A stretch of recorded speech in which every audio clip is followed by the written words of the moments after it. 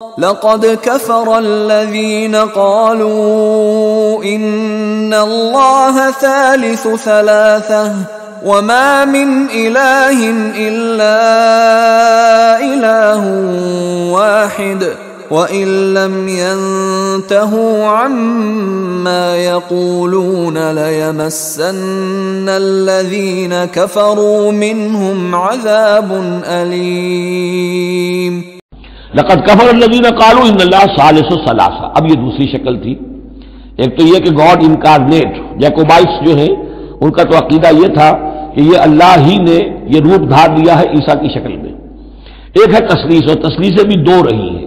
ابتدا میں تثلیث یہ تھی کہ اللہ پھر حضرت مریم، God as father, God as mother and God the son, God the father, God the mother, God the son. یہ تثلیث اصل میں مصر میں موجود تھی پہلے سے، فرعون کے زمانے سے چلی آ رہی تھی.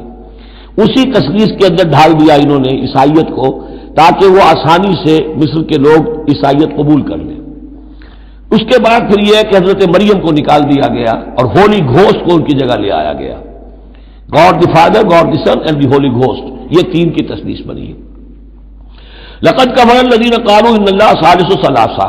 یقیناً کفر کیا ان لوگوں نے جنہوں نے کہا ہے کہ اللہ تین میں کا ایک ہے، تین میں کا تیسرا ہے. وما من الہ الا الہ واحد، جبکہ حقیقت نہیں ہے کوئی الہ سوائے ایک الہ واحد کے.